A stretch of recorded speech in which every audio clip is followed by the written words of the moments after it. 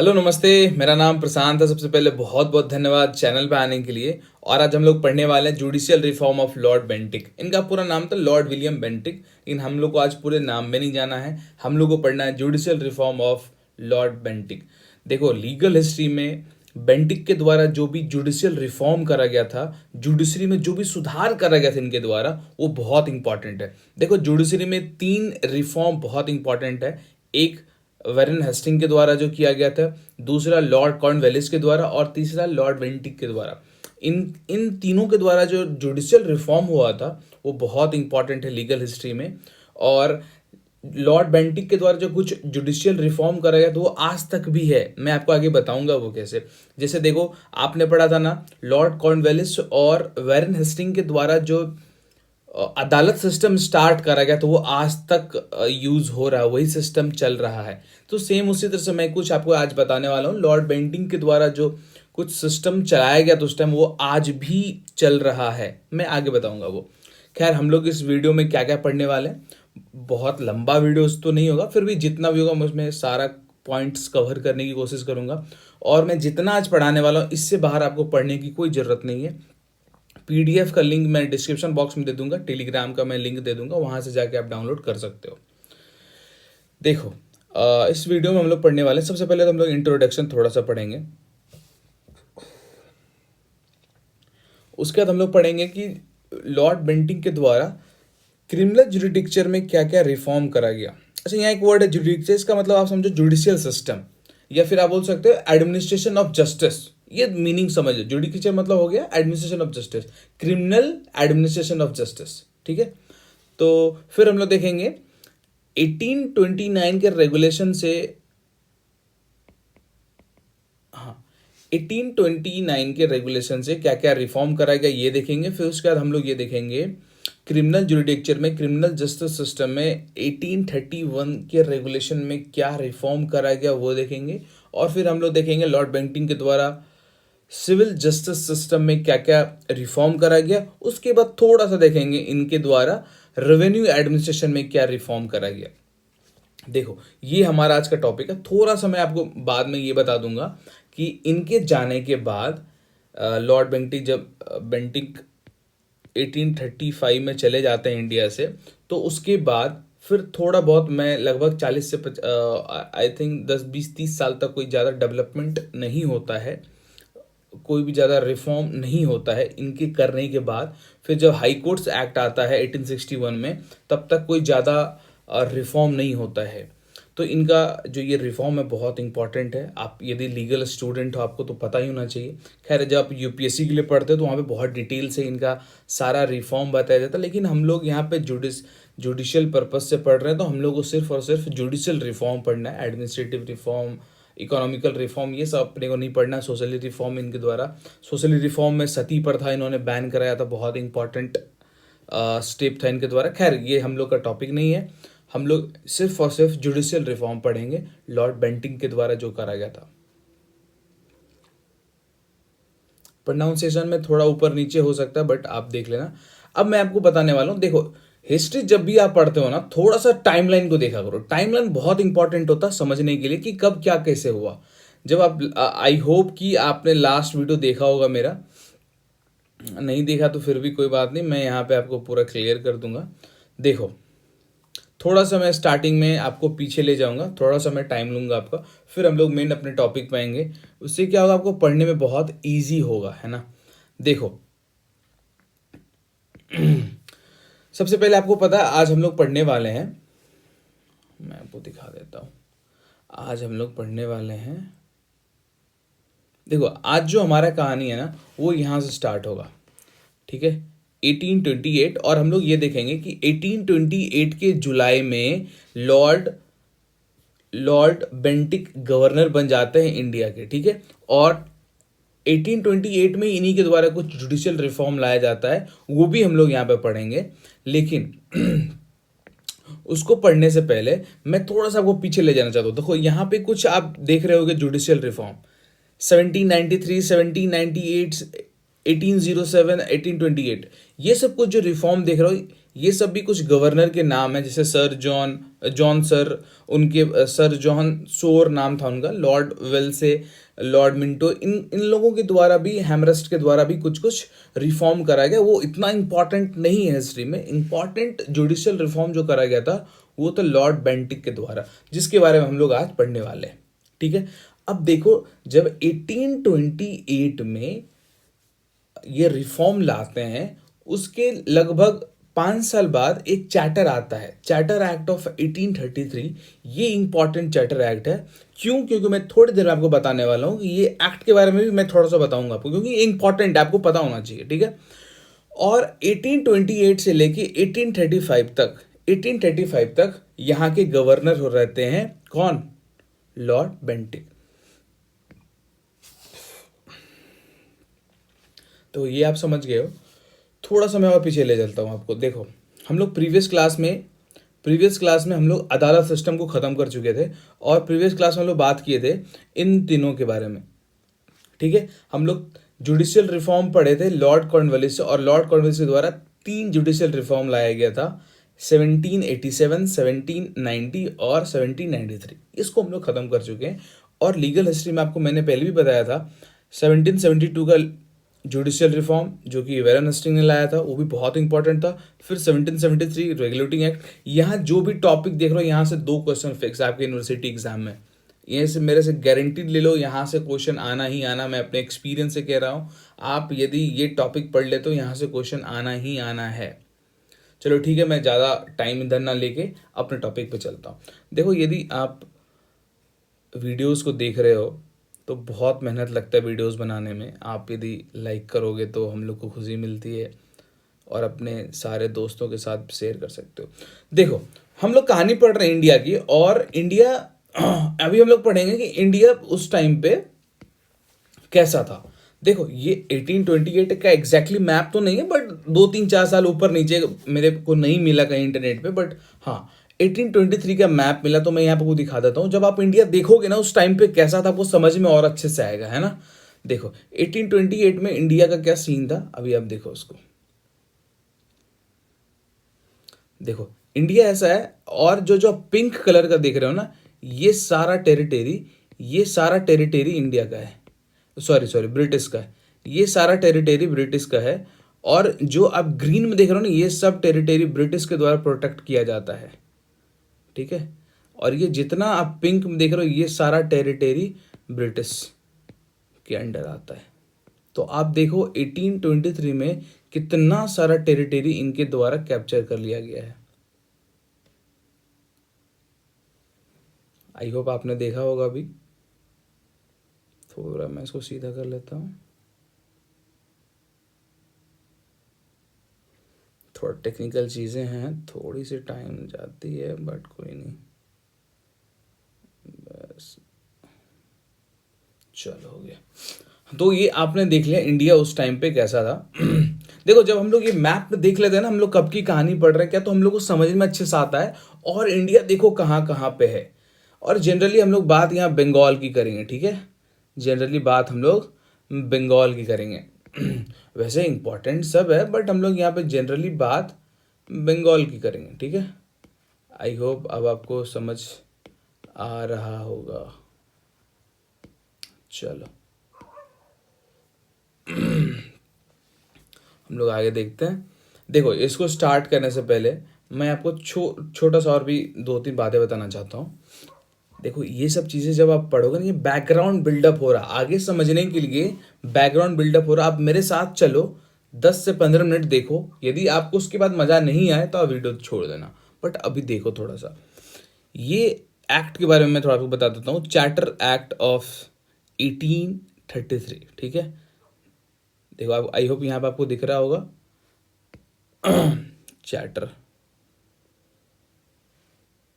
Charter act of 1833। देखो, ये 1833 में एक चार्टर आया था, और ये चार्टर बेसिकली ब्रिटिश पार्लियामेंट के द्वारा ही आया होगा।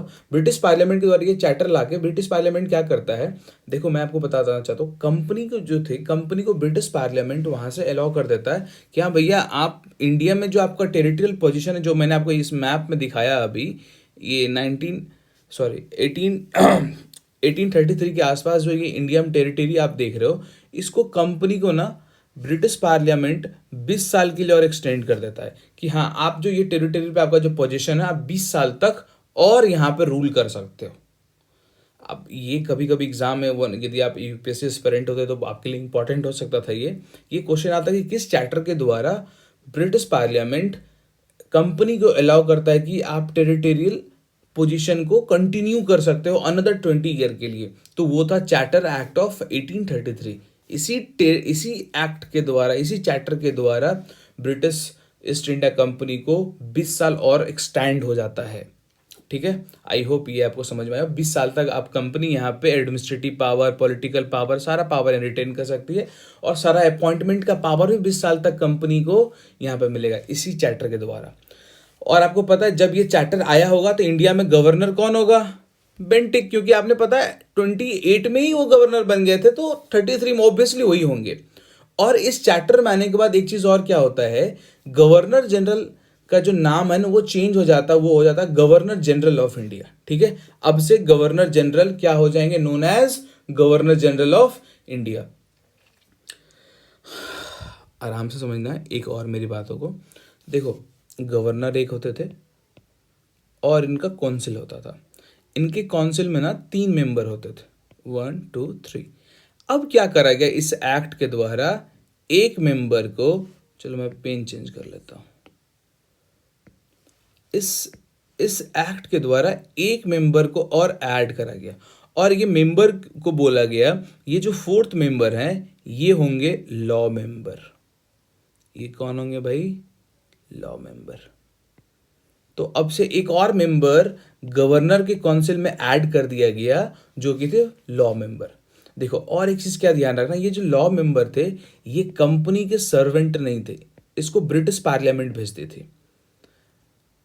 ये लोग जो काउंसिल में आप मेंबर देख रहे हो, ये कौन होते थे? ईस्ट इंडिया कंपनी के ये सर्वेंट होते थे। ठीक है, आप इसको ध्यान में रखना। आई होप ये आपको समझ में आया हो ये सब बातें। ये मैं इसलिए बताया क्योंकि आपको आगे ना बहुत ये काम आने वाला है। ठीक है, चलो।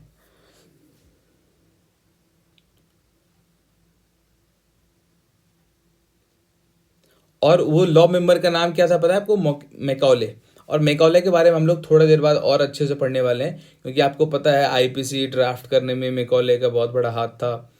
मैकॉले के बारे में ऐसे भी सोशल मीडिया पे बहुत सारा न्यूज़ चलते रहता है, ये होप आप देखते होगे, आपको आइडिया भी होगा।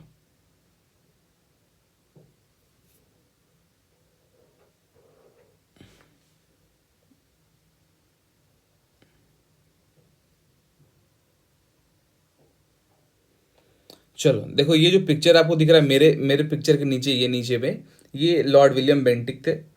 और आपने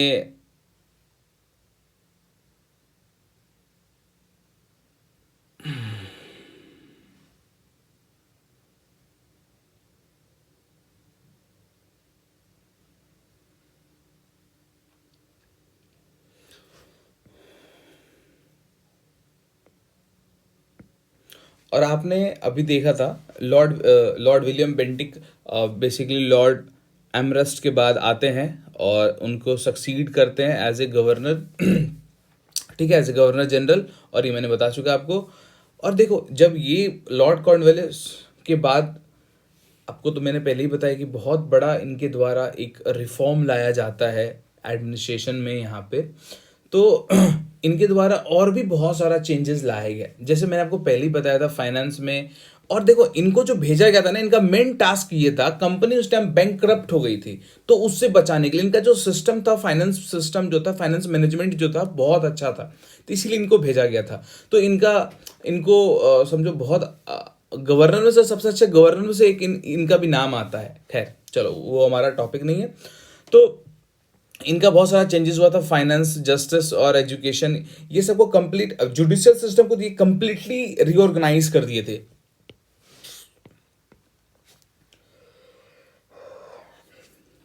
ठीक है, ये क्रिमिनल जस्टिस सिस्टम और सिविल जस्टिस सिस्टम को ये कंप्लीटली रीऑर्गेनाइज कर दिए थे। ठीक है, जुडिशियल सिस्टम को कंप्लीटली रीऑर्गेनाइज कर दिए थे, ये आपको पता है। देखो यहाँ भी लिखा हुआ है ना, जो जो कॉर्नवेलिस के द्वारा स्कीम्स लाया गया था, जुडिशियल स्कीम, जो उनके द्वारा रिफॉर्म लाया गया था जुडिशियल सिस्टम में, वो 40 साल तक वैसा का वैसा ही था, उसमें कोई चेंजेस ज़्यादा नहीं था, थोड़ा बहुत चेंजेस था। और उनका लॉर्ड कॉर्नवेलिस क्या चाहते थे कि इंडिया में लोगों को जस्टिस सिस्टम ज़्यादा महंगा ना पड़े, सस्ता मिले और जल्दी से मिल जाए।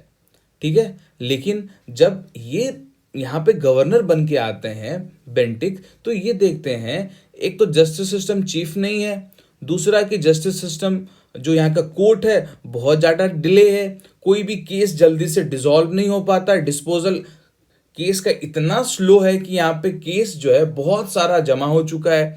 तो ये दो चीज़ देखते हैं, तो और इससे सोचते हैं लॉर्ड बेंटिक की इसमें ना चलो सुधार करना है, इसको सुधार करना है।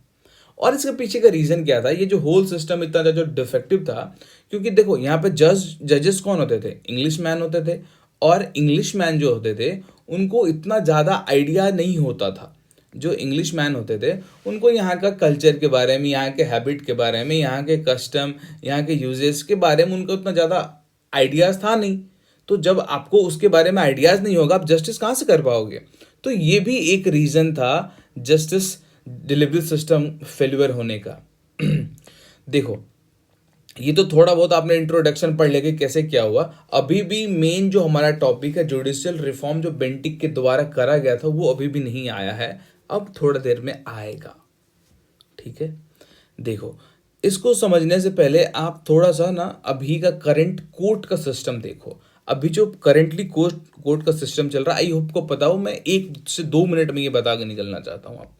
अभी भी मुझे पता है बहुत सारे लोगों को नहीं पता है कि कोर्ट सिस्टम अभी हमारे यहाँ क्या चलता है। थोड़ा बहुत पता है, supreme court, high court, subordinate court में क्या होता है, डिस्ट्रिक्ट लेवल पे कुछ पता ही नहीं है, बहुत सारे लोगों को नहीं पता है। पीडीएफ में आप गौर से देखना, मैं आपको छोटा सा बताना चाहता हूँ। देखो, सुप्रीम कोर्ट, हाई कोर्ट तो आप जानते ही हो, मैं अभी बात करूंगा ना सबऑर्डिनेट लेवल पे। ठीक है, सबऑर्डिनेट लेवल पे डिस्ट्रिक्ट और सेशन कोर्ट होता है, आपको पता है। फिर उसके बाद सिविल और क्रिमिनल में दोनों में बढ़ जाता है, डिस्ट्रिक्ट जज, डिस्ट्रिक्ट कोर्ट, ये सबको पता है। सेशन कोर्ट, सेशन जज होते हैं, खैर दोनों एक ही होते हैं। जब वो क्रिमिनल मामला सुनते हैं तो वो सेशन जज कहलाते हैं, जब वो सिविल मामला सुनते हैं तो डिस्ट्रिक्ट जज कहलाते हैं। ये सब बताने के भी टाइम नहीं है, बट आप देखो, जैसे यहाँ देख रहे हो ना, बहुत सारे हायरार्की है। जुडिशियल मजिस्ट्रेट होते हैं, सेस क्रिमिनल मामला में मजिस्ट्रेट सुनते हैं केस, और इधर पे आप देखोगे प्रिंसिपल, जूनियर सिविल जजेस होंगे, फिर मुंसिफ का कोर्ट होता है ना। फिर इसी तरह से सिटी के लिए, बड़े बड़े सिटी के लिए मेट्रोपॉलिटन कोर्ट होता है, आप इसको देख लेना। ठीक है, थोड़ा सा रेवेन्यू देख लो। रेवेन्यू में board of revenue district level में सबसे हाईएस्ट होता है, फिर उसके बाद कमिश्नर का कोर्ट होता है, फिर कलेक्टर का कोर्ट, फिर तहसीलदार का कोर्ट। ये एक हायरार्की है हमारे यहाँ रेवेन्यू कोर्ट का अभी जो चल रहा है। और कोर्ट सिस्टम भी आप देख ली। देखो, ये मैं इसलिए आपको बताया क्योंकि आगे जब आप पढ़ोगे ना, जब आपको ये पता हो जाएगा कोर्ट का सिस्टम अभी क्या, तो आगे आप अच्छे से इसको रिलेट कर पाओगे। देखो, 1828 के आसपास, 1823, 1830 के पास, 1833 के पास जो कोर्ट सिस्टम था ब्रिटिश का, वो भी सेम इसी तरह का था। ठीक है, तो अब मैं आपको बताने वाला हूँ कोर्ट सिस्टम ब्रिटिश टेरिटरी में। ठीक है, ब्रिटिश टेरिटरी में 1831 के आसपास, 1830 के पास क्या कोर्ट का सिस्टम चलता था। जैसे ये चीज यदि आप समझ गए, आगे मैं ये यूज करूंगा। बहुत सारा पावर सदर अमीन कोर्ट को ट्रांसफर हो गया, मजिस्ट्रेट का जो पावर था अपील डायरेक्ट कर सकता था, ये वो, मैं इन्हीं सारी बातों को बताऊंगा आपको। और ये आप पहले ही पढ़ लोगे तो आपको पढ़ने में आसानी होगी। बुक में ऐसा कहीं नहीं मिलेगा, ये मेरा सारा पढ़ा हुआ जो है, मैंने उससे इसको कंक्लूजन किया है। तो आपको बुक में ये कहीं नहीं मिलेगा, मैंने इसको कंक्लूड किया है कि आपको समझ में अच्छे से आए। आई होप आप समझ रहे होगे। देखो, अब मैं आपको बताने वाला हूं 1830 के आसपास कोर्ट का क्या सिस्टम था। ठीक है, देखो, सबसे पहले सबसे छोटा कोर्ट, चलो मैं चलता हूं सिविल क्रिमिनल, तो आई होप आप समझ रहे होगे, है ना। देखो सबसे छोटा कोर्ट होता था मुंसिफ कोर्ट, जो कि 300 रुपये तक का मामला सुन सकता था। ठीक है, 300 रुपये तक का मामला सिविल मैटर में मुंसिफ सुन सकता था। फिर 1,000 तक का मामला सदर अमीन कोर्ट, उसके बाद फिर प्रिंसिपल सदर अमीन का कोर्ट। ठीक है, ये ध्यान रखना, मुंसिफ का कोर्ट फिर सदर अमीन कोर्ट, ये हायरार्की है, सबसे नीचे ऊपर, उसके बाद कमिश्नर। ठीक है, और देखो सेम इसी तरह से क्रिमिनल में भी सबसे निचले मजिस्ट्रेट कोर्ट, उसके बाद सदर अमीन कोर्ट, उसके बाद कमिश्नर। देखो कमिश्नर के पास ना, यहाँ देखो आप, इधर देखो आप, चलो रेवेन्यू में सबसे पहले कौन, कलेक्टर के पास सबसे पहले कलेक्टर, फिर कमिश्नर, फिर सदर बोर्ड ऑफ रेवेन्यू। देखो यहां भी आपको कमिश्नर मिल गया ना, तो मतलब एक पर्सन कोई कमिश्नर है, उसके पास सुपरविजन का पावर है। देखो रेवेन्यू का भी है, क्रिमिनल का भी है और सिविल का भी है। ठीक है, तो बेसिकली क्या निकल गया यहाँ पे, एक पर्सन है कोई कलेक्टर, मान लो कोई कलेक्टर है, इसके पास देखो एक पावर पुलिस को सुपरवाइज करने का भी था। ठीक है, दूसरा आपने देखा यहाँ पे कलेक्टर वाला पार्ट, तो रेवेन्यू को हो गया, और आप तीसरा देखे जुडिशियल। यही चीज तो हम लोग देखे थे लॉर्ड कॉर्नवेलिस के रिफॉर्म में भी देखे थे कि कलेक्टर को ही जुडिशियली, रेवेन्यू और एडमिनिस्ट्रेटिव, देखो जुडिशियली, रेवेन्यू और एडमिनिस्ट्रेटिव तीनों काम मिल गया था कलेक्टर को। टैक्स भी कलेक्शन करना है उसको, जुडिशरी भी देखना है। तो उसी तरह से सेम यहाँ भी एक पर्सन के हाथ में डामाडोल आ गया, और वो कौन पर्सन है, कमिश्नर। चलो यहां तक समझ में आया। खैर अभी आपको ध्यान देना हायरार्की कोर्ट का, क्योंकि आपको अभी समझना है हायरार्की। ठीक है, सबसे पहले मुंसिफ, सदर, प्रिंसिपल अमीन कोर्ट, फिर कमिश्नर। देखो कमिश्नर का जो लोड बढ़ गया ना केस का, कमिश्नर का जो लोड बढ़ जाता केस का, उसके लिए किसका स्टैब्लिशमेंट कर दिया गया, डिस्ट्रिक्ट एंड सेशन कोर्ट। और ये अभी भी आप देखते हो इस टाइम जो डिस्ट्रिक्ट और सेशन कोर्ट बनाया गया, डिस्ट्रिक्ट और सेशन कोर्ट का जो स्टैब्लिशमेंट हुआ, वो आज तक यूज हो रहा है।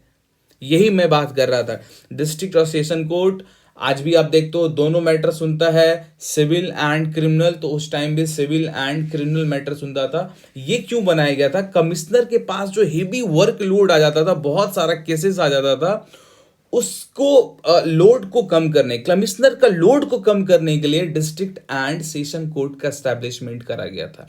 इसको हम लोग जिला कोर्ट, सिटी कोर्ट भी बोलते हैं।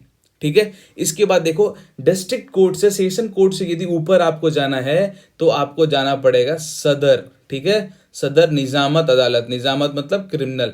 ठीक है, सदर दीवानी अदालत मतलब सिविल। आई होप कोई प्रॉब्लम नहीं होगा। और आप जानते थे सदर निजामत अदालत बंगाल का कहाँ होता था, बंगाल का कलकत्ता। बंगाल का सदर दीवानी अदालत कहाँ होता था, कलकत्ता। और सदर दीवानी अदालत में जजेस कौन होते थे, कौन होते, जल्दी बताओ, गवर्नर इन काउंसिल, गवर्नर होते थे और उसके काउंसिल, 3 मेंबर काउंसिल के। और यहां से कहां जाएगा अपील, किंग इन काउंसिल। तो ये था हायरार्की। ठीक है, बहुत टाइम ले लिया मैंने। खैर अब हम लोग चलते हैं रिफॉर्म की तरफ। यदि एक क्लास कर लोगे आप ये अच्छे से, तो आई होप कोई प्रॉब्लम आपको नहीं होने वाला है। मैंने इस तरह से पूरी डिजाइन किया। थोड़ा सा देखो मेरा लेक्चर लंबा होता है, लेकिन आप यदि एक बार देख लोगे तो आप भूलोगे नहीं। चलो देखो, रिफॉर्म इन क्रिमिनल जुडिकेचर हम लोग पढ़ने वाले हैं। जुडिकेचर 1828, अभी मैंने जस्ट अब बताया। जुडिकेचर का मतलब आप समझ लेना जुडिशियल सिस्टम,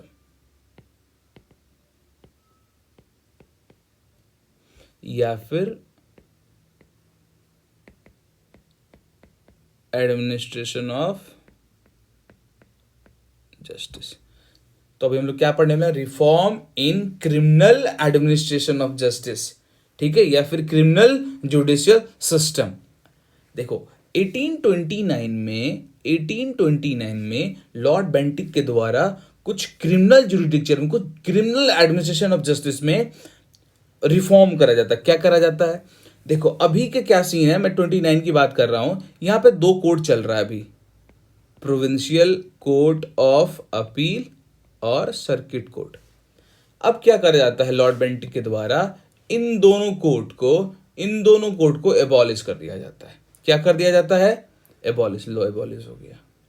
एबॉलिश क्यों कर दिया जाता है? एबॉलिश इसलिए कर दिया जाता है क्योंकि ये जो कोर्ट को बनाया गया था, इस कोर्ट को बनाया गया था कि जल्दी से जल्दी जो केसेस का डिस्पोजल हो, जल्दी से जल्दी केस का डिस्पोजल हो सके और जो लोगों को जस्टिस मिले वो चीफ मिले, सस्ता मिले। ठीक है, ये दोनों काम में प्रोविंशियल कोर्ट ऑफ अपील और सर्किट कोर्ट दोनों फेल हो जाता है। और यहाँ तक आई होप कोई प्रॉब्लम आपको ना हो। ठीक है, देखो, और ये ऐसा ऐसा रियलाइज करते हैं बेंटिक कि जो एग्जिस्टिंग सिस्टम है, जैसे कि कोर्ट का, सर्किट कोर्ट और जो ये हमारा कोर्ट ऑफ अपील है, ये ढंग से काम नहीं कर पा रहा है, इसमें बहुत सारा डिफेक्ट है, ऐसा ये रियलाइज करते हैं कि बहुत लंबे समय लग रहा है डिलीवरी जस्टिस करने में, बहुत डिफिकल्ट हो रहा है कोर्ट के लिए जस्टिस डिलीवर करना। तो ये क्या करते हैं, सर्किट कोर्ट को एबॉलिश कर देते हैं। अब देखो, ठीक है, चलो भैया, आपने देखा कि यदि काम नहीं हो रहा है तो आप कोर्ट को ही बंद कर दिए, तो आप इस सिचुएशन को इंप्रूव कैसे करोगे? तो लॉर्ड बेंटिक क्या करते हैं, पूरे बंगाल को आप आगे पढ़ोगे, पूरे बंगाल के ये 20 डिवीजन में डिवाइड कर देते हैं। ठीक है, आपने पहले भी पढ़ा था 23 डिवीजन में, अब 23 डिस्ट्रिक्ट में रिड्यूस कर दिया तक है। तो ये सिस्टम को देखो, यहाँ पे देखे प्रॉब्लम है भैया, प्रोविंशियल कोर्ट ऑफ अपील और सर्किट कोर्ट ढंग से काम नहीं कर पा रहा, फेल हो गया वो स्पीडी और चीफ ट्रायल देने में, तो चलो उसको बंद कर देते हैं। तो सिचुएशन को देख के फिर ये क्या करते हैं कि हाँ भैया ये तो हो गया, तो इसके सोल्यूशन में ये क्या करते हैं, पूरे बंगाल को 20 डिवीजन में डिवाइड कर देते हैं और हर एक डिवीजन में एक कमिश्नर अपॉइंट कर देता है। अभी आपने जस्ट देखा था, एक कमिश्नर हर एक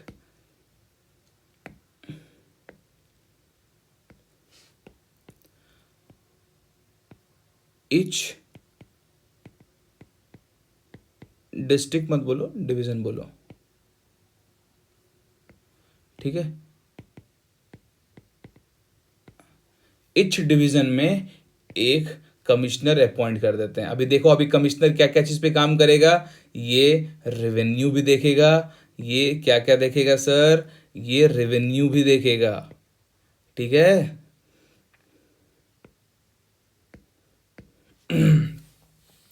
ये देखो, ये रेवेन्यू भी देखेगा यहाँ का, और जुडिशरी को भी देखेगा, पुलिस पे भी कंट्रोल करेगा। यहाँ तक आई होप कोई प्रॉब्लम ना हो आपको।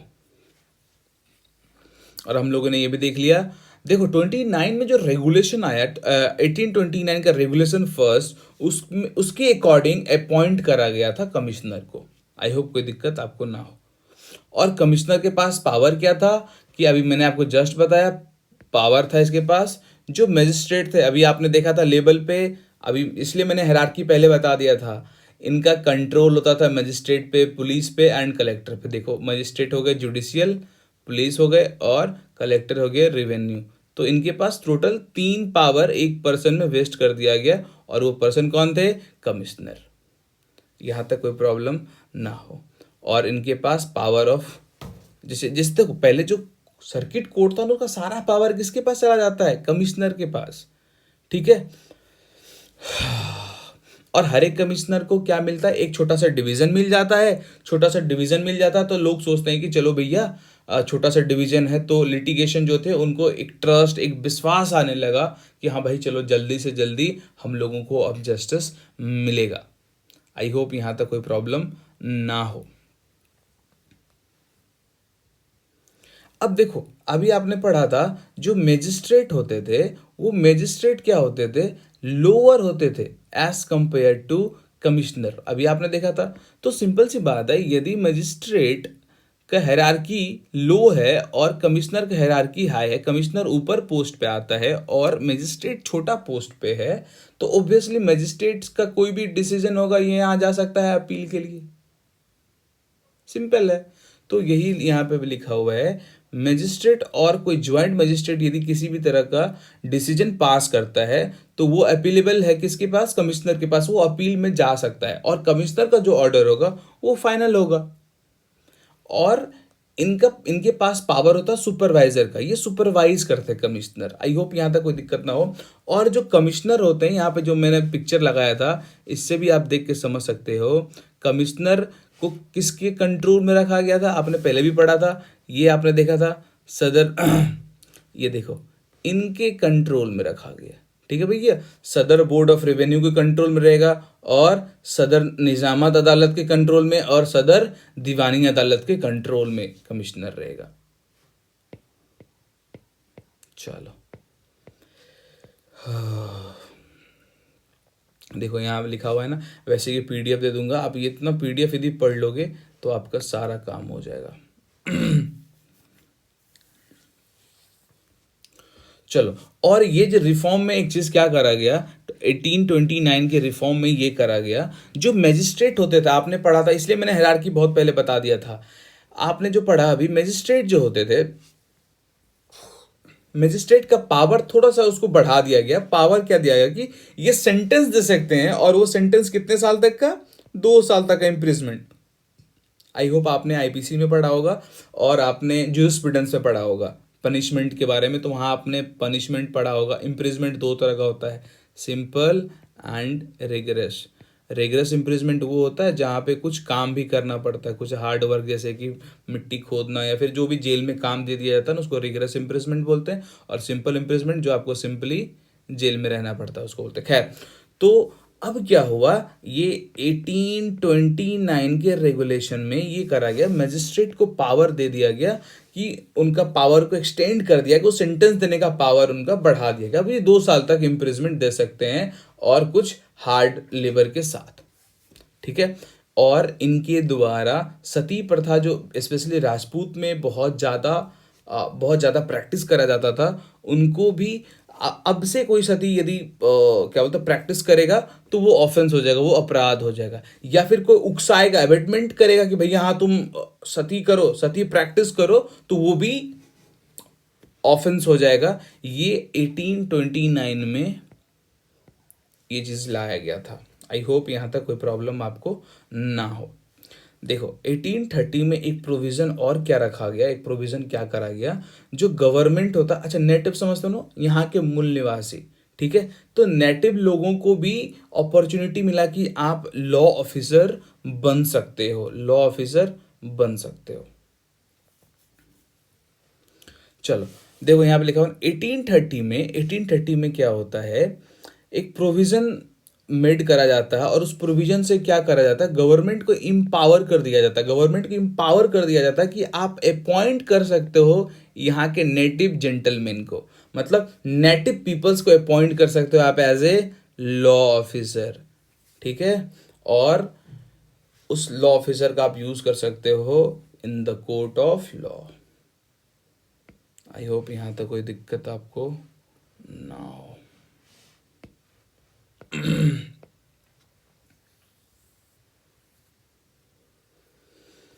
चलो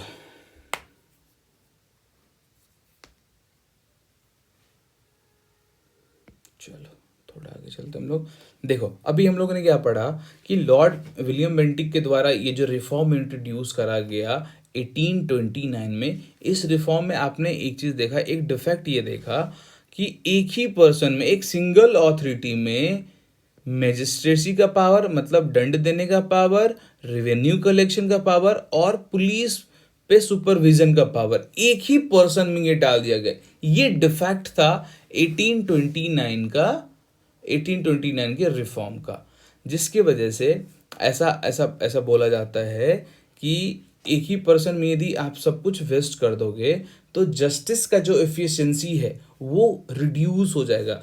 जस्टिस का जो एफिशिएंसी है वो उस पर बहुत ज़्यादा इम्पैक्ट पड़ेगा जब आप एक ही पर्सन में जुडिशियल, रेवेन्यू सब कुछ डाल दोगे तो इसी सब को देखते हुए बाद में क्या करा गया, देखो जस्टिस का जो एफिशिएंसी है वो कम ना हो जाए, इसको देखते हुए कि देखो अभी क्या है, कमिश्नर जो है यही सारा जुडिशरी भी देख रहा है और रेवेन्यू भी देख रहा है और पुलिस पे कंट्रोल भी रख रहा है। तो जुडिशरी को निकाल दो और इसको, जुडिशरी को देखने के लिए किसका अपॉइंटमेंट होता है, सेशन जजेस का। किसका? और मैंने अभी आपको जस्ट बताया था डिस्ट्रिक्ट कोर्ट में कौन होते हैं, सेशन जज होते हैं। डिस्ट्रिक्ट कोर्ट में कौन होते हैं, सेशन जज। अभी मैंने बताया था कि कमिश्नर का वर्कलोड कम करने के लिए डिस्ट्रिक्ट, सेशन कोर्ट बनाया गया था डिस्ट्रिक्ट लेवल पे। डिस्ट्रिक्ट सेशन कोर्ट क्यों बनाया गया था? क्यों बनाया गया था? ताकि कमिश्नर पे जो वर्कलोड है उसको कम कर सके। ठीक है, आई होप आपको क्लियर होगा। 1831 में रेगुलेशन जो आया, 1831 में जो रिफॉर्म करा गया, उस रिफॉर्म में क्या करा गया? सेशन जजेस का अपॉइंटमेंट करा गया। देखो एक बार फिर मैं आपको यहाँ ले चलता हूँ तो इससे आपका और अच्छे से क्लियर हो पाएगा। देखो आप ये आपने देखा था ना, ये डिस्ट्रिक्ट एंड सेशन कोर्ट, ये अब मैंने बताया था कि कमिश्नर लेवल का ही होता है, कमिश्नर लेवल का ही होता है, और कमिश्नर का वर्कलोड घटाने के लिए ही इसको बनाया गया था डिस्ट्रिक्ट एंड सेशन जज। इसके जजेस जो होंगे वो कमिश्नर का वर्कलोड ही तो कम करेंगे, और इससे क्या होगा? जुडिशरी कहीं ना कहीं एक पर्सन में नहीं रहेगा, और इससे एफिशिएंसी जो है जुडिशरी का वो बढ़ जाएगा। यार आप ही को एक पर्सन को इतना सारा काम दे दोगे तो वो अच्छे से नहीं कर पाएगा ना, ये सिंपल सी बात है, ये तो सब जानता है। खैर चलो हम लोग पढ़ने वाले हैं। हम लोग तो अभी पढ़ लिए कि क्रिमिनल जुरिसडिक्शन में, क्रिमिनल में ठीक है, criminal jurisdiction, administration of justice in criminal administration of justice में क्या रिफॉर्म हुआ 1829 में, वो तो हम लोग देख चुके हैं। अब हम लोग देखेंगे 1831 में क्या रिफॉर्म होता है क्रिमिनल जस्टिस सिस्टम में। ठीक है, क्रिमिनल जस्टिस सिस्टम में क्या रिफॉर्म होगा 1831 में, अब हम लोग ये पढ़ेंगे। देखो 1831 में जो रेगुलेशन आता है उसके रेगुलेशन फिफ्थ में, रेगुलेशन फिफ्थ क्या बोलता है? रेगुलेशन फिफ्थ इम्पावर करता है सदर अमीन को। अभी मैंने आपको बताया था ना, सदर अमीन को ये इम्पावर करता है कि वो क्रिमिनल केस इन्वेस्टिगेट कर सकता है, और मजिस्ट्रेट अपना केस वो रेफर कर सकता है सदर अमीन को any criminal case for investigation के लिए कोई भी केस मजिस्ट्रेट ट्रांसफर कर सकता है सदर अमीन को। भी मैंने आपको बताया था ना, सदर अमीन, पहले सदर अमीन का कोर्ट होता था, उसके बाद प्रिंसिपल सदर अमीन कोर्ट। ठीक है, और सबसे नीचे क्रिमिनल में, अभी हम लोग क्रिमिनल पढ़ रहे हैं ना, तो सबसे नीचे क्या होता था? मैजिस्ट्रेट सदर अमीन कोर्ट, प्रिंसिपल अमीन, उसके बाद होता था कमिश्नर, उसके बाद सदर निजामत अदालत। ठीक है, उसके बाद किंग इन काउंसिल। ये पूरा ये हायरार्की था कोर्ट्स का। आई होप आपको ये क्लियर होगा। ठीक है अब देखो मैंने अभी आपको बताया था ना, डिस्ट्रिक्ट लेवल पे कौन सा कोर्ट बनाया गया था? District and session court. और डिस्ट्रिक्ट एंड सेशन कोर्ट जो है ये हर एक डिस्ट्रिक्ट में स्टैब्लिश करा गया था, हर एक डिस्ट्रिक्ट में ये स्टैब्लिश करा गया था, और इसको इम्पावर कर दिया गया था कि आप सिविल और क्रिमिनल केस सुन सकते हैं, सिविल और क्रिमिनल केस आप सुन सकते हैं। आई होप यहाँ तक कोई प्रॉब्लम आपको ना हो। District and session court was set up in each district to relieve the commissioner of their heavy workload. अभी मैंने आपको जस्ट बताया था 1831 में क्या रिफॉर्म करा गया? रिफॉर्म ये करा गया सर, हर एक डिस्ट्रिक्ट में डिस्ट्रिक्ट एंड सेशन कोर्ट का इस्टेब्लिशमेंट हुआ। और इसका इस्टेब्लिशमेंट क्यों हुआ? ताकि कमिश्नर पे जो हेवी वर्कलोड हो उसको कम कर सके, उसको रिलीव कर सके। और ये कोर्ट जो होगा, और ये जो कोर्ट होगा, ये कोर्ट क्या कर सकता है? Both civil and criminal case decide कर सकता है। और नोटेबली देखो, अभी मैंने आपको जस्ट बताया था, ये सिस्टम आज भी कंटिन्यू है, ये सिस्टम आज भी कंटिन्यू करा जाता है। मैंने आपको बताया था कि कलकत्ता में सदर दीवानी अदालत होता था और सदर निजामत अदालत होता था। तो 1831 में क्या करा गया? देखो अब ब्रिटिश का जो कंट्रोल है ना, आपको इंडिया का मैप याद करो, आप इंडिया का मैप याद करो।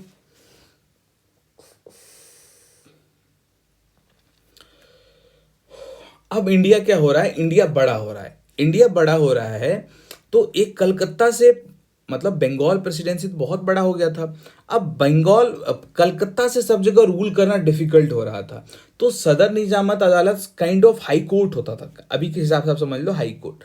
तो सदर निजामत अदालत बात ये हुआ कि सदर निजामत अदालत सिर्फ कोलकाता से काम नहीं चल रहा है कलकत्ता से, तो 1831 में एक और इस्टेब्लिश कर दो इलाहाबाद में। कहाँ इस्टेब्लिश कर दो? इलाहाबाद में, जो कि नॉर्थ वेस्ट प्रोविंस में। नॉर्थ वेस्ट क्या होता है? मान लो ये इंडिया का मैप है, ये हो गया नॉर्थ, साउथ, ईस्ट, वेस्ट। ये वाले पार्ट में, ये वाले नॉर्थ वेस्ट वाले प्रोविंस में एक देखने के लिए यहाँ इलाहाबाद के पास एक सदर निजामत अदालत दे दो, जो कि ये पूरा रीजन देख लेगा। ये तो बंगाल वाला रीजन है, यहाँ देखने के लिए कलकत्ता में तो है ही। ठीक है, यहाँ तक आई होप कोई दिक्कत आपको ना हो। और इसका जो पावर, ये जो यहाँ पे बनेगा सदर निजामत अदालत, इसका पावर सेम होगा जो पावर कलकत्ता के पास है। ठीक है, आई होप यहाँ तक कोई प्रॉब्लम आपको ना हो। और ये जो आप अभी सदर दीवानी अदालत देख रहे हो ना, यही देखना 18 कहाँ गया भाई, हाँ 1861 में हाई कोर्ट एक्ट जब आएगा तो ये बन जाएगा आपका हाई कोर्ट। ठीक है, इलाहाबाद हाई कोर्ट अभी आप सुनते हो ना, Calcutta high court, Madras high court, ये वही बन जाएगा। खैर चलो, यहां तक कोई दिक्कत आपको ना हो।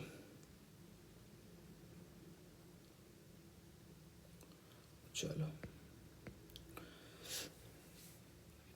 देखो, जैसे जैसे कॉर्नवालिस ये फेवर करते थे ना कि जो नेटिव्स हैं, इंडियन है, तो उनको भी जुडिशियल पोस्ट मिलना चाहिए, उसी तरह से विलियम बेंटिक भी फेवर करते थे कि नेटिव इंडियंस को भी जुडिशियल पोस्ट मिलना चाहिए। ठीक है, और Sadr Amin who were Indian law officers could award punishment of imprisonment with hard labor and corporal punishment upon the person accused or theft। देखो अब 18 मेरे मुंह में 19 ही रहता है यार, क्योंकि मैं अभी ना उधर 19 वाला कुछ अलग पढ़ रहा हूँ तो थोड़ा सा वो आ जाता है। खैर कोई नहीं। देखो 1832 में ये जो सदर अमीन्स जो इंडियंस लॉ ऑफिसर होते थे, उनको भी ये जो रिफॉर्म लाया गया 1832 में, उसके द्वारा क्या करा गया, इंडियन लॉ ऑफिसर्स जो होंगे अब वो भी पनिशमेंट दे सकते हैं। पनिशमेंट किस चीज का? इम्प्रिजमेंट का। किस चीज का पनिशमेंट भाई? इम्प्रिजमेंट का। ठीक है, जो कमिश्नर होंगे वो भी असिस्टेंट ले सकते हैं, असिस्ट करवा सकते हैं किससे? नेटिव लॉ ऑफिसर से। ठीक है, अपने अंडर काम करके उसको एसेसर या फिर ज्यूअर बोलेंगे। ठीक है, जूनियर जूनियर का कॉन्सेप्ट यहीं सबसे आप देख रहे हो निकल रहा है। और देखो ये बहुत इंपॉर्टेंट है, लॉर्ड बेंटिक के द्वारा एक और बहुत इंपॉर्टेंट चेंजेस करा गया था। क्या करा गया था कि जो नॉन मुस्लिम्स, देखो आपको याद होगा पहले मोहम्मडन लॉज ऑफ क्राइम लगता था सब पे। मोहम्मडन, क्योंकि हम लोग पे पहले इस्लामिक रूलर्स का रूल था इंडियंस पे, तो इंडियंस पे जब, इंडियंस में तो हिंदू मुस्लिम्स दोनों होते थे, तो हिंदू जो नॉन मुस्लिम्स होते थे उस पे भी मोहम्मडन लॉज ऑफ क्राइम लगता था। लेकिन एक 1831 में ये चेंजेस करा गया लॉर्ड बेंटिक के द्वारा, जो नॉन मुस्लिम्स है यदि वो चाहते हैं कि उस पर मोहम्मडन लॉज ऑफ क्राइम ना लगे, तो उस पर अब से मोहम्मडन लॉज ऑफ क्राइम नहीं लगेगा। ये बहुत इंपॉर्टेंट चेंजेस एक लाया गया था। अब हम लोग पढ़ने वाले हैं administration of civil justice. Civil justice system में लॉर्ड बेंटिक के द्वारा क्या क्या चेंजेस इंट्रोड्यूस करा गया, क्या क्या सुधार, क्या क्या रिफॉर्म करा गया इनके द्वारा, अब हम लोग वो पढ़ने वाले हैं। देखो इनके द्वारा बहुत सारा रिफॉर्म, अब तो क्रिमिनल में आपने देखो, इनको क्रिमिनल जुडिक्चर में इनका बहुत ज़्यादा इन्वॉल्वमेंट था एज कम्पेयर टू सिविल। फिर भी हम लोग देखते हैं इन्होंने बहुत सारा, ऐसा बोल सकते हैं, कॉन्क्रीट स्टेप उठाया उस डायरेक्शन में, ताकि जो जुडिशियल एडमिनिस्ट्रेशन है, सिविल जुडिशियल एडमिनिस्ट्रेशन, वो सुधार हो सके, वो अच्छा हो सके। तो चलो हम लोग देखते हैं इनके द्वारा क्या क्या करा गया भाई। तो सबसे पहले ये क्या करते हैं ये भाई साहब, ये देखो आपको मैंने बताया था ना, सबसे नीचे क्या होता था, मुंसिफ का कोर्ट होता था, उसके बाद सदर अमीन होता था, आपने पढ़ा था, उसके ऊपर प्रिंसिपल, सदर अमीन, फिर उसके ऊपर आते थे कमिश्नर या बोलो डिस्ट्रिक्ट या फिर सेशन कोर्ट, उसके ऊपर आता था सदर दीवानी अदालत, जो कि अभी के टाइम में आप समझ लो हाई कोर्ट है ना। ये एक आप ये हायरार्की हमेशा ध्यान रखना, तभी ये चैप्टर समझ में आएगा, इसलिए मैंने आपको पहले ही बता दिया था। ठीक है, तो देखो ये क्या करते हैं चलो मैं दूसरा पेन ले लेता हूँ, है ना। और अब देखो इनका सिविल एडमिनिस्ट्रेशन ऑफ जस्टिस में ये 1831, ठीक है, 1831 में क्या क्या चेंजेस इंट्रोड्यूस करते हैं सिविल एडमिनिस्ट्रेशन ऑफ जस्टिस में। अब ये करते हैं कि जो सूट का वैल्यू 300 रुपए तक का है, 300 रुपए तक का जो भी सूट का वैल्यू है उसको कौन सुनेगा भाई, मुंसिफ सुनेगा। ठीक है भैया, मुंसिफ सुनेगा। और कोई भी नेटिव्स जा सकता है मुंसिफ के पास बिना किसी रिस्ट्रिक्शन के कि वो किस जाति का है, किस धर्म का है, किस रिलीजन का है, इससे कोई मतलब नहीं है। और मुंसिफ एक रेगुलर सैलरीड ऑफिसर होता था गवर्नमेंट का, आप इसको ध्यान रखना। ये जो मुंसिफ्स होते थे, मुंसिफ कोर्ट कोई भी इंडियन जा सकता है, वेदर उसका क्या जाति है, क्या धर्म, रिलीजन से कोई मतलब नहीं है। 300 रुपए तक का यदि आपका वैल्यू का यदि सूट है कोई, आप यहाँ पर आराम से जा सकते हो। आई होप यहाँ तक कोई प्रॉब्लम ना हो। इसलिए हमें बोलते हैं ऑफिस ऑफ सदर अमीन। उसके बाद देखो ऑफिस ऑफ सदर अमीन ये भी सारे नेटिव्स के लिए ओपन हो गया। अब कोई भी इंडियंस यहाँ जाके जिसका भी सूट का वैल्यू कितना है, 1,000 रुपए तक का सूट का वैल्यू है, तो आप सदर अमीन के पास जा सकते हो, या फिर आप जिला और सिटी यहाँ भी जा सकते हो। ठीक है, उसके बाद देखो ये जो प्रिंसिपल सदर अमीन थे, यदि आपका 5,000 तक का है, यदि आपका 5,000 तक का वैल्यू है तो आप अच्छा सदर अमीन में कितना था, 1,000 और यहाँ पे 300 और यहाँ पे 5,000, 5,000 तक आपका सूट का वैल्यू है तो आप प्रिंसिपल सदर अमीन के पास जा सकते हो। आई होप यहां तक कोई प्रॉब्लम ना हो आपको। देखो इसमें कुछ ज़्यादा नहीं है, इसमें बस थोड़ा बहुत यही है, जैसे provincial court of appeal abolish हो गया 1833 में। उसका जो भी, जैसे कि यहाँ पे सिंपल है, यहाँ का जो भी अपील है इधर में जाएगा, यहाँ का अपील इधर में जाएगा, ये तो आपको पता है ही। और इन सब जगह से जो मान लो अपील है वो कहाँ जाएगा, सदर दीवानी अदालत कलकत्ता में। जिस तरह से कलकत्ता में, और एक बात, जो भी इंडियन मुंसिफ अब तो इंडियन भी हो सकते हैं, लेकिन जो इंडियन है वो फॉरेनर का केस नहीं सुन सकते हैं। जैसे यूरोपियंस हो, कोई अमेरिकन्स हो, उसका केस वो नहीं सुन सकते हैं। तो बेसिकली जो फॉरेनर होंगे वो अमेरिकन, मतलब नेटिव जज जो भी होंगे, जो इंडियन जज होंगे उसके जुरिस्डिक्शन में फॉरेनर, अमेरिकन्स और यूरोपियंस नहीं होंगे सब्जेक्ट। आई होप ये आपको क्लियर हो। रजिस्ट्रार कोर्ट एबॉलिश हो गया, ठीक है, और यहाँ से ज्यूरी सिस्टम का बिगनिंग हुआ, ये आपको पता ही है।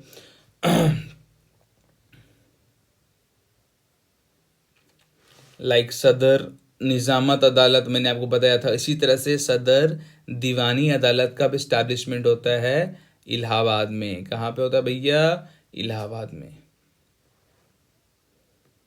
और मैंने आपको बताया था कि नॉर्थ वेस्टर्न साइड पे और plus Banaras, district of Meerut, Saharanpur, Muzaffarnagar, Bulandshahr, ये सब का जुरिस्डिक्शन किस में कर दिया गया, सदर दीवानी अदालत और सदर निजामत अदालत। कौन सा वाला, इलाहाबाद वाला। और इसका पावर वैसा ही होगा जैसा पावर सदर दीवानी अदालत कलकत्ता का था।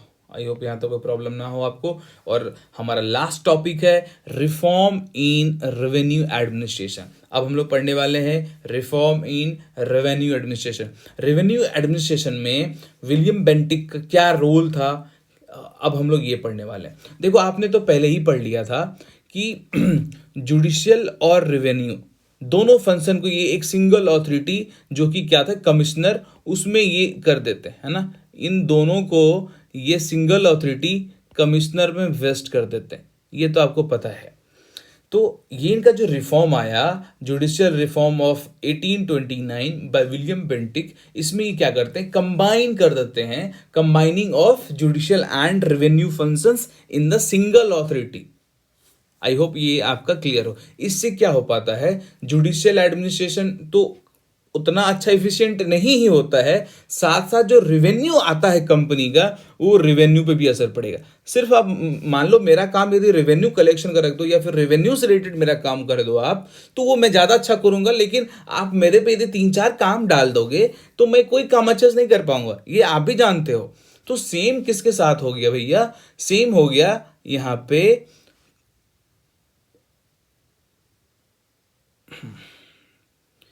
यहाँ पे सेम सिचुएशन हो गया कमिश्नर के साथ, ठीक है, यहाँ पे सेम सिचुएशन हो गया है कमिश्नर के साथ। तो देखो क्या होता है, रेगुलेशन 7 ऑफ 1831 में जो रेगुलेशन 7 आता है, ये क्या करता है, द पावर ऑफ जजेस ऑफ मुसफिल दीवानी अदालत मतलब district court to decide summary suit of rent was withdrawn. देखो अब क्या होता है, आपने पढ़ा था ना, जो जुडिशरी है, जुडिशरी के पास पावर था समरी सूट ऑफ रेंट, ठीक है, summary suit of rent, rent वाला जो केस है वो मुसफिल दीवानी अदालत सुनता था। लेकिन अब क्या करा गया, अब से ये जो समरी सूट वाला रेंट है ये कौन सुनेगा, समरी सूट ऑफ रेंट कौन सुनेगा, ये कलेक्टर सुनेगा, ठीक है। रेवेन्यू का हायरार्की में मैंने दिखाया था ना, कलेक्टर से ऊपर कौन होता है, कमिश्नर होता है, और कलेक्टर से नीचे तहसीलदार। ध्यान रखना आप इसको, कलेक्टर को अब इंपावर कर दिया गया। अब से कलेक्टर का जुरिस्डिक्शन किस पे है, रेंट रिलेटेड जो भी सूट होगा वो कौन सुनेगा, अब कलेक्टर सुनेगा भैया। अब कौन सुनेगा, वो कलेक्टर सुनेगा, ठीक है। जो पहले जुडिशरी के पास, जो जजेस के पास जाता था, अब उसको जजेस नहीं सुनेंगे, अब उसको कौन सुनेगा, अब उसको कलेक्टर सुनेगा। आई होप ये आपको क्लियर हो। और जो रेंट रिलेटेड सूट होगा, रेंट रिलेटेड जो केसेस होगा, उसमें जो कलेक्टर का डिसीजन होगा वो फाइनल डिसीजन होगा।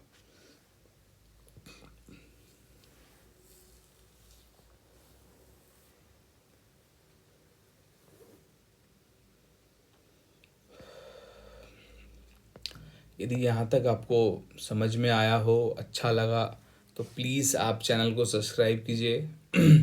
और देखो अभी थैंक यू नहीं, मैं आपको एक छोटा सा और भी बातें बता देता हूँ कि बेंटिक, जैसे आप देखो यहाँ पे मेरे से इंस्टाग्राम पे कनेक्ट हो सकते हो, यहाँ पे मैं थोड़ा सा बताता हूँ, लेकिन आप यदि इंटरेस्टेड हो तो 2 मिनट और रुक सकते हो, इंस्टाग्राम पे रुक सकते हो, इंस्टाग्राम पे मुझे डीएम कर सकते हो, कोई दिक्कत हो डाउट हो तो वहाँ पे पूछ सकते हो।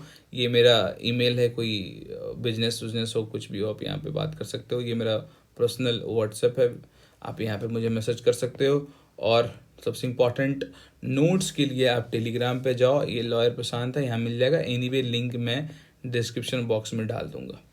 चलो अब मैं आपको ये बताता हूँ कि बेंटिक के रिफॉर्म के बाद जो ये कुछ सालों तक जो रिफॉर्म बीच बीच में आया, 2 3 4 मैं इंपॉर्टेंट रिफॉर्म बता देता हूँ। उसके लिए मुझे लिखना पड़ेगा, मैं आपको दूसरे ऐप में। चलो अब हम लोग पढ़ने वाले हैं judicial reform after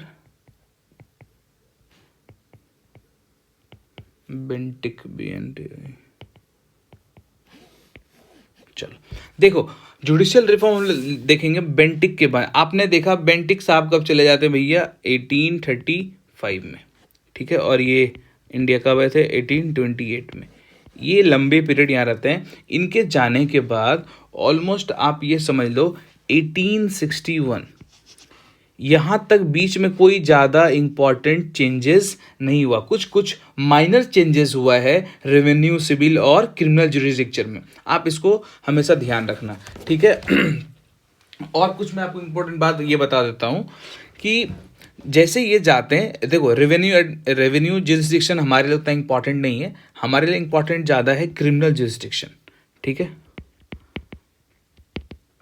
criminal jurisdiction, ये हमारे लिए इम्पॉर्टेंट है। इसमें कुछ बातें जो मुझे जितनी पता है मैं आपको बता देता हूँ।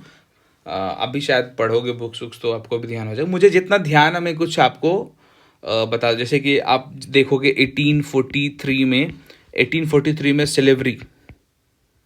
सिलेवरी को पनिशेबल ऑफेंस कर दिया जाता है। और उसके जस्ट कुछ साल बाद ही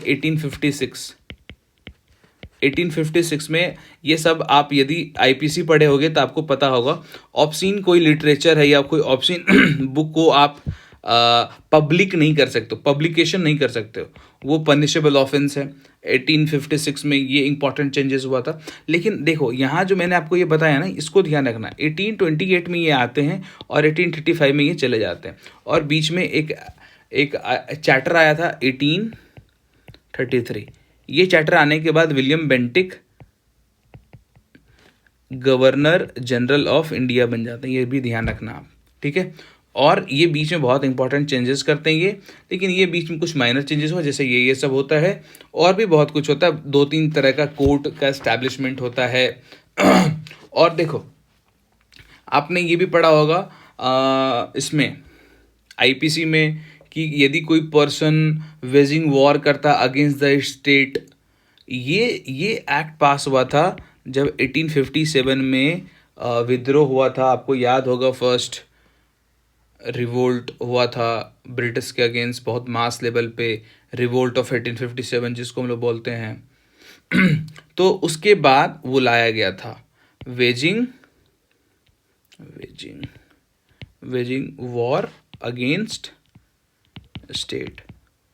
ये बहुत मेजर चेंजेस हुआ था क्रिमिनल, अभी सब मैं आपको क्रिमिनल जुडिशरी में बता रहा हूँ, मुझे रेवेन्यू को उतना आइडिया नहीं है, बट क्रिमिनल जुडिशरी जो जिसमें हम लोगों का फील्ड है वो पता होना चाहिए। जैसे कि आपको पता होगा एक पुलिस एक्ट लाया गया था जो कि पूरा यूनिफॉर्म था, हर एक जगह के लिए सेम था, है ना, जिसको हम लोग बोलते थे।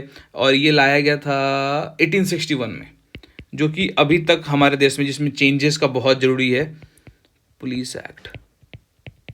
इसको यूनिफॉर्म पुलिस बोलते थे, यूनिफॉर्म पुलिस एक्ट, जो कि अभी तक इनेक्टेड है, उसको चेंज होना चाहिए, अब उसको रीड्राफ्ट करना चाहिए, बट अभी भी चल रहा है। उसके बाद फिर आप देखोगे 1861 में एक और आया था CRPC, बाद में जाके अमेंड हुआ है 1869 में, 1872 में, ठीक है। लेकिन पहला जो ड्राफ्ट हुआ था और जो पहला क्रिमिनल प्रोसीजर कोड पास हुआ था वो 1861 में ही हुआ था। उसके बाद सबसे इंपॉर्टेंट जो आपको याद होगा, जिसको लॉ ऑफ द लैंड हम लोग अभी भी बोलते हैं, अब रिसेंटली अमित शाह जी लोग लगे हुए हैं चेंज करने में, बट हाँ, लॉज ऑफ क्राइम की कोडिफिकेशन होने लगा। लॉज ऑफ क्राइम, जो इतना सारा आपने क्राइम्स देखा सोसाइटी में, अब सबको कोडिफाई करके हम लोगों ने एक जगह कर दिया 1860 में, और IPC। ये कुछ इंपॉर्टेंट चेंजेस हुआ, नो डाउट बहुत इंपॉर्टेंट चेंजेस हुआ था क्रिमिनल एडमिनिस्ट्रेशन में। फिर इसी तरह से कुछ सिविल जुरिस्डिक्चर में भी हुआ, डिस्ट्रिक्ट कोर्ट, सिविल कोर्ट, उतना आपको ध्यान में नहीं रखना है। ये कुछ जो आप ये सब जानते हो, इसलिए मैंने आपको ये बताया, ये कुछ कुछ का आपको आइडियाज़ भी होगा। इसी तरह के और लेक्चर के लिए आप मुझे फॉलो कर सकते हो। फिर मिलते हैं किसी और वीडियो में, तब तक के लिए थैंक यू।